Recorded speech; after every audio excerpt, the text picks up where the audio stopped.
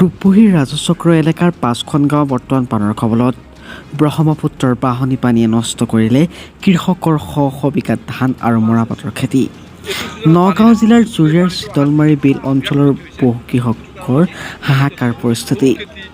হঠাৎ অহা ব্ৰহ্মপুত্ৰৰ বাঢ়নী পানীৰ বাবে পথাৰত ধান পকিবলৈ নাপাওঁতে পানীয়ে বুৰাই পেলাইছে খেতিপথাৰ। এইবাৰ স্থানীয় কৃষকে বহু বিঘা মাটিত কৰিছিল ধান আৰু মৰাপাটৰ খেতি।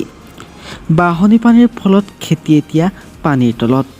পানীয়ে খেতি বুৰাই পেলোৱা দিক বিবিক হেৰুৱাই পেলাইছে এই অঞ্চলৰ কৃষকসকলে। কাৰণ তেওঁলোকৰ একমাত্ৰ জীৱিকা হ'ল কৃষি। আৰু ১৫ দিনৰ পাছত এই ধানবোৰ ঘৰলৈ নিব পাৰিলে হয়, কিন্তু এমাহৰ আগতীয়াকৈ অহা এই বাঢ়নী পানীৰ বাবে সম্পূৰ্ণৰূপে বিধ্বস্ত হ'ল তেওঁলোকৰ খেতিপথাৰ। পৰৱৰ্তী সময়ত লক্ষণীয় হ'ব কেনেধৰণৰ ব্যৱস্থা গ্ৰহণ কৰে বিভাগীয় কৰ্তৃপক্ষ তথা বিজেপি চৰকাৰে। জুৰিয়াৰ পৰা কিছাজ উদ্দিন আহমেদৰ report, any public news. Kailash Harijan. গাঁওখনৰ নাম কি?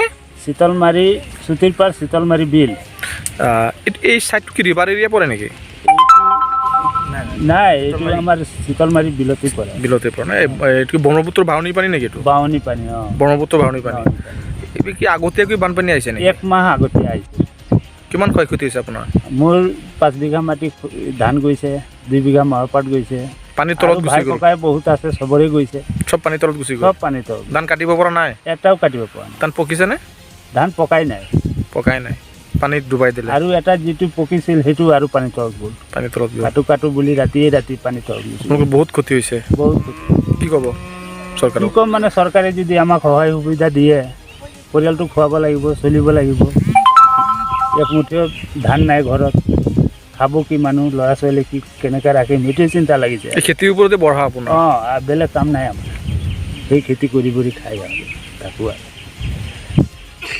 কৃষি বিষয়াসকল কিবা আহিছেনে, খা খবৰ লৈছেনে? এতিয়ালৈকে কোনো অহা নাই। নাই অহা। চৰকাৰৰ ফালৰ পৰা কোনো যোগাযোগ কোনো অহা নাই।